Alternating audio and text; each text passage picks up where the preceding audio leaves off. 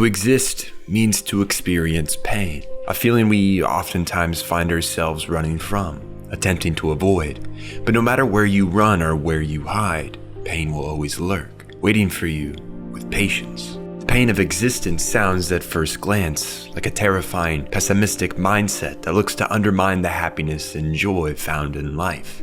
But really, the intent of that statement is to push acceptance of a reality that pain is inescapable, so that you can move on and find beauty both in pain and in moments of relief. Life isn't so neat and kind that it will allow you a life untethered to suffering. We will all go through various levels of it at various times, just as Fushi does. For each moment of happiness we experience is the inevitability that it will somehow end. The ones we shared such a moment with will someday leave us. The place we all cherished will eventually fall to ruin. It's the thorns of attachment, an idea we'll learn to understand today. Just what is the purpose behind the pain of existing? Nietzsche famously said, "To live is to suffer. To survive is to find some meaning in the suffering." One could read this quote and be ridden with despair, believing there is no end to the pain nested in their chest, the anxiety that makes their mind run laps. But if that's how you interpret the statement, then you were ignoring the latter half of the phrase.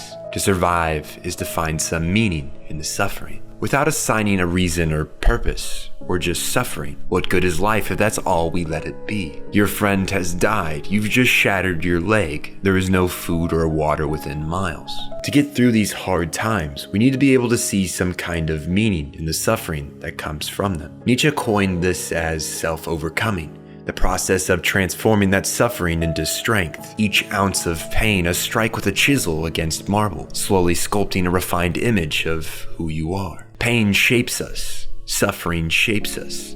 It makes our being stronger than stone. From each broken bone, we learn what went wrong and how to avoid a similar fate the next time. Each period of hunger, a tell to our limits and a test to see how we will prevail. Each death, a reflection on our mortality and the beauty in the fleeting lives we live.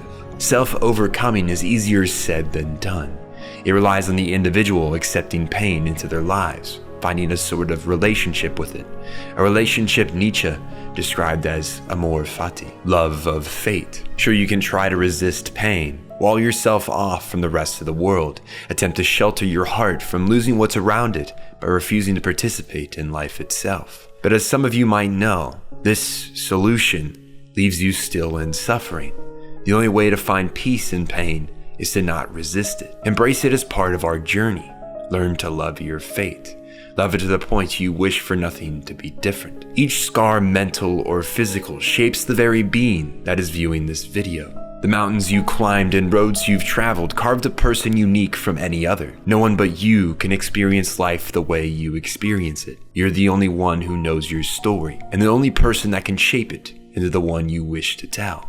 I had found that pain to be a weight on my shoulders. The horror of what goes on in our world, even in this modern era, and how little control I have over the destiny of the world as we know it. It leaves you wondering how little you matter, how little your existence will make a difference, as well as a feeling of uncertainty. What do I burden this pain and suffering for? The answer to this question is different for everyone, but the result is all the same. It's the will to power, as Nietzsche described it. His idea that all life is driven by a deep instinctual force to grow and overcome all odds, and impose a meaning on itself. My answer to why I persevered through the suffering was to appreciate the bonds I formed, to learn and listen to the lives and the lessons of others, make a difference in the world, no matter how minor. I may not have the power to change the world as I know it, but I may have enough to cultivate a sense of community. That's something I'll only know the answer to at the end of my book of life. But I'm pushed by the force within me to learn acceptance of both the beauty and the pain of persevering. A paradox profound in every way. Beauty is born from pain, and pain gives beauty its depth and meaning. We cannot appreciate one without the other. It took me time and existential stress to finally see the beauty of pain, the joy, kindness, and wisdom born from each scar we carry,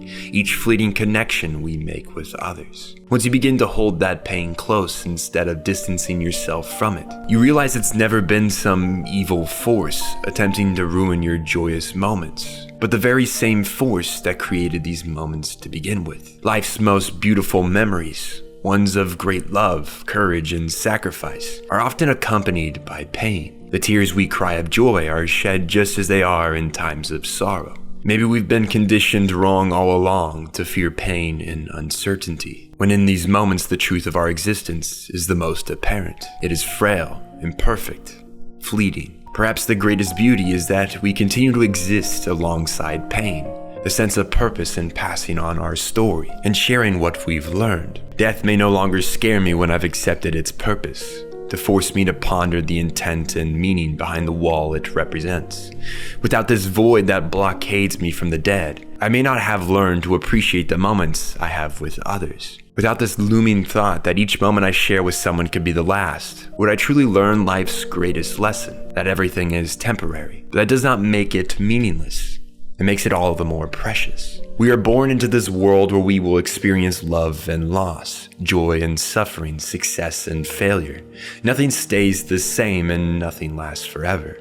A terrifying truth that, while scary, is also what makes life beautiful. Permanence creates opportunity to take for granted. If we never experience pain, we can never understand joy. If we learn to embrace impermanence, we can learn to love fully, knowing that love may fade. Chase dreams, knowing that they may never be realized. Appreciate each moment, knowing time will always move forward. Instead of fearing loss, we must cherish what we have while it lasts. Instead of avoiding pain, we must learn from it and grow. Instead of seeking only happiness, we should seek depth, meaning, and experience, all of which pain is the greatest teacher of. Maybe that is the purpose behind Nietzsche's idea of eternal recurrence. This thought experiment that if you were told you had to relive this life you currently live, exactly as it happened, would you be able to embrace it? Or would you find yourself experiencing great frustration and despair? The people who would answer yes and no are not separated by class, nationality, or experience, but strictly by mindset. The ones who accept their life as it is truly love life, all its pain, its suffering, its heartbreak. The ones who have answered no have yet to accept this pain and this failure, have yet to accept the path they have set out on in life. My personal answer to eternal recurrence is yes. 100 times over, I would relive every mistake I've made, every ounce of pain I've experienced, because I love what it has taught me. The bonds I've made, the things I've seen, they are all things I cherish. The failures and strain, both physical and emotional, just add to the amusement of my story. I encourage everyone to try and pursue this mindset of acceptance, as well as a pursuit of a life you would find great pleasure in reliving. But keep in mind, it's never the ones plagued by materialistic desires that find great pleasure in life, but the ones that value love, human connection, and experience, who are the most rich when faced with the end of their tale. Ask yourself, if you can't answer yes, what would it take for your answer to change? That may be all that holds you back from a life of fulfillment and liberation from the dread of existence. To quote Camus, one must imagine Sisyphus happy, the Greek figure doomed to push a boulder up a hill forever, an analogy for our lives, a cycle of pain then relief, before faced with more pain. Either we can choose to be pessimistic and live our lives dreading the pain, or we can choose to see it for all it is, the conduit for the moment of pleasure and success, before the boulder once more returns to the bottom. His suffering doesn't disappear, but he chooses to endure, to experience, to grow. One must imagine their self happy. This idea of the cycle of pain is all too similar to the thought of the original Buddhist teachings. Suffering is an undeniable part of life, so how exactly do we deal with it? When existence is empty, devoid of attachment, we experience no suffering, such as why Fushi, when merely an empty being, a simple thought, was completely free from this experience. But once he learned of attachment, bonded with the lives of other beings, that pain was invited into his existence. We as humans have, since the day we were born, been faced with attachment, first to our mothers, then to our fathers, and so on. Contrary to a lot of self-proclaimed Buddhist and spiritual gurus, who more often than not have no idea what they're speaking about, the Buddha never spoke of a way to escape suffering. That much is considered impossible. Instead, he spoke of loving without clinging, experiencing joy without fearing its end. We should accept loss as part of life, rather than something to resist. Nirvana isn't this paradise escape. It's not a state where we stop feeling pain. It's merely a state where we are no longer controlled by it. It's not about running away. It's about a transformation in how we experience it. It's about nurturing attachment, but not clinging to the echoes of something once it's gone. About accepting the impermanence and learning through understanding, not avoidance. You cannot learn how to cope without experience, such as the idea there is no reason to reject attachment as a whole.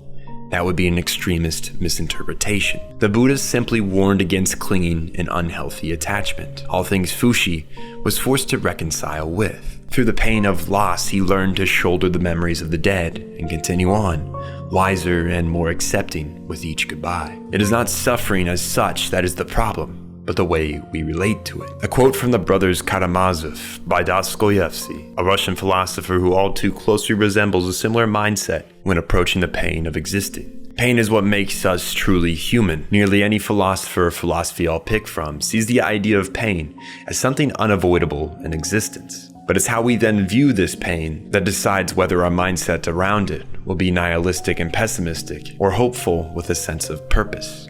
In the end, it's a personal decision whether you will give in to your despair and choose to believe that pain exists to beat you to your knees, or embrace the suffering as part of the human experience. The beholder chose the path of eternal stagnation, choosing to live his immortal being with detachment, seeing life as something to be controlled rather than something to be lived and learned from. But Fuxi was the other side of that coin. He chose to experience, to love, and to feel sorrow. His experience of death is integral to his growth and understanding. He learns to value life and develop a deep understanding of what it means to truly live. The acceptance of death and the transience of life is part of what helps him evolve. Learn from the immortal boy who accepted the patterns in existence, who didn't find despair, but joy and beauty and pain. Learn from the philosophers who did not give in to the prick of life's thorns. They sought to find profound meaning in the cruelty we oftentimes face. In the end, there is always something to learn and grow from. As the poet Gibran once said, the deeper that sorrow carves into your being, the more joy you can contain.